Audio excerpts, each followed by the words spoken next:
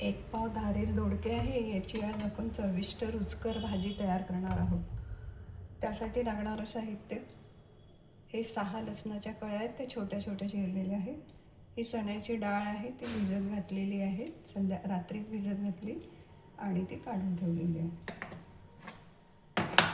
हे तिखट आहे,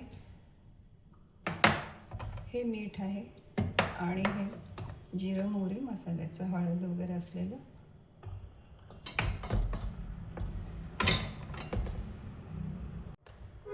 धारेल दोडक्याची भाजी करायची आधी याची शिरा काढावा लागतात, ही धार काढावी लागते पहिले.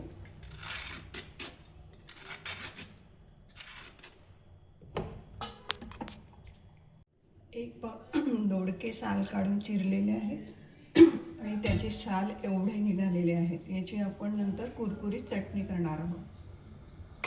आता भाजी करायची. हे पातेलं गरम करायला ठेवलेलं आहे. यामध्ये या चम्मचने 2 चम्मच तेल टाकायचं.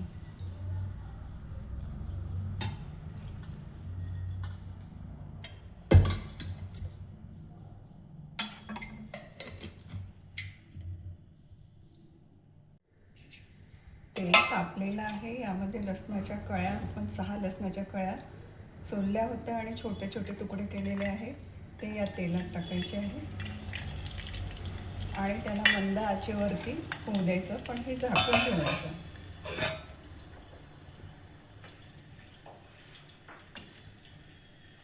झाकून ठेवल्याने ते लवकर होतात. लसण गुलाबीसर होईस्तोवर ठेवले होते, ते आता गुलाबीसर झालेले आहे. त्यात आपण मोहरी टाकू थोडी आणि थोडं जिरं.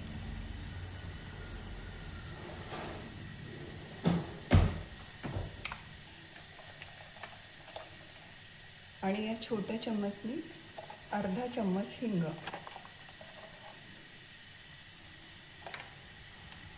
आणि हे सुद्धा झाकून ठेवायचं. हे सगळं झालेलं आहे. आता आपल्याला या दोडक्याच्या फोडी चिरलेल्या होत्या त्या टाकायच्या.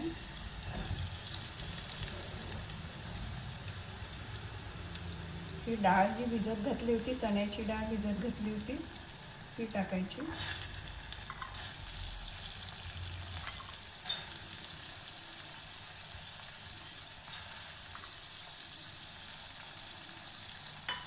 चण्याची डाळ टाकल्याने भाजी चविष्ट लागते. नंतर या छोट्या चमच्यानी अर्धा चम्मच हळद,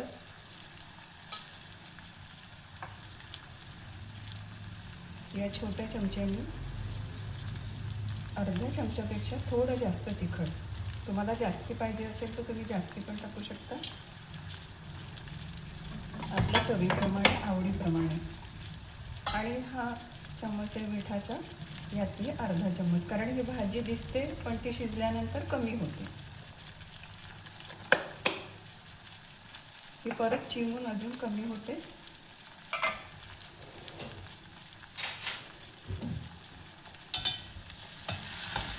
याला असं खालवर करून घ्यायचं. हे सगळं मंद आचेवरतीच आणि हे झाकून ठेवलं.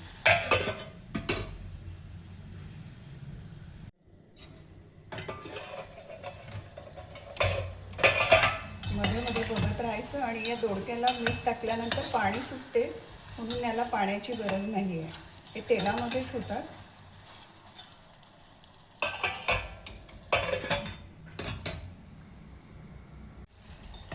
बघा, या दोडक्याला पाणी सुटलेलं आहे.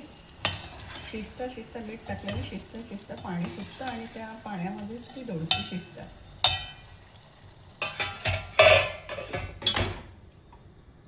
आता ही धारेल दोडक्याची भाजी तयार झालेली आहे. चण्याची डाळ ज्यांना आवडत नसेल किंवा चालत नसेल प्रकृतीला, तर तुम्ही मुगाची डाळसुद्धा टाकू शकता. आणि ही भाजी तयार झालेली आहे. याच्यावर थंड झालेली. आपण आता याच्यामध्ये थोडं कोथिंबीर टाकू. नागपूरमध्ये याला सांबार म्हणतात, विदर्भामध्ये याला सांबार म्हणतात, तर कोकणामध्ये, पुण्यामध्ये याला कोथिंबीर म्हणतात. अशा प्रकारे ही भाजी आपली तयार झालेली आहे.